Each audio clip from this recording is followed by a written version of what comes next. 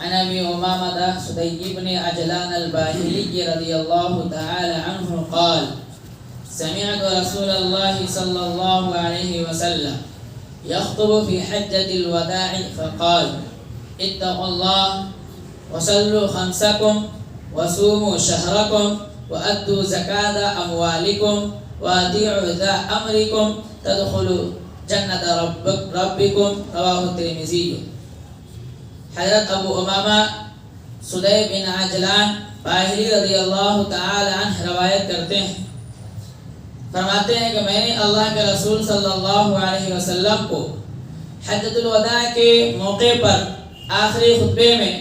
تقریر کرتے ہوئے فرمایا کہ آپ صلی اللہ علیہ وسلم فرما رہے تھے اتقوا اللہ، اللہ سے ڈرو۔ یعنی آخری خطبہ میں اللہ کے رسول صلی اللہ علیہ وسلم تمام لوگوں سے، تمام امت سے، تمام لوگوں سے مخاطب ہوتے ہوئے فرما رہے ہیں اتقوا اللہ، جہاں کہیں بھی رہو اللہ سے ڈرتے رہا کرو، وصلوا خمسکم، اور تم 5 وقت کی نمازیں ادا کیا کرو،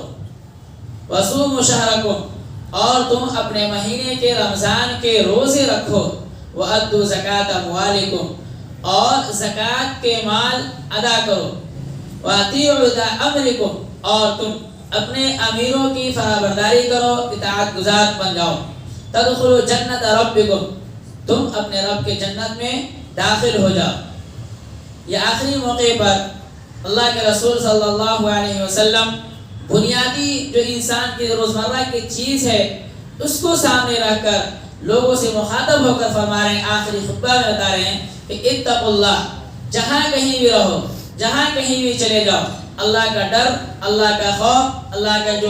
ہونا چاہیے، جو دایا گیا ہے، جو تم سے کہا جا رہا ہے، جس چیزوں کے بارے میں تمہیں حکم دیا جا رہا ہے کہ تم اس چیز کو نہ کرو، تو اللہ کا ڈر کو سامنے رکھتے ہوئے اس چیز سے پرہیز کرو، اس چیز سے بچنے کی کوشش کرو، اور جس چیز کے بارے میں تم کو کہا جا رہا ہے کہ تم اس چیز کو بجا لاؤ، اس چیز پر تم چلو، تو اللہ کا خوف سامنے رکھتے ہوئے، اللہ کے لیے اپنے ڈر کو سامنے رکھتے ہوئے اس چیز کو کرو اور نہ کرو، دونوں چیزیں سے۔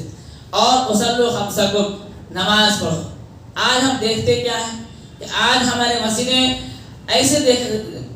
دیکھنے میں آتا ہے کہ مسجدیں اتنے عالی شان ہے، لیکن مسجد میں نماز پڑھنے والا نمازی کوئی نہیں ہے۔ تو ایک کہاوت ہے، کسی نے کہا ہے پہلے نمازی تھے پکے تو کچے تھے، پہلے مسجدیں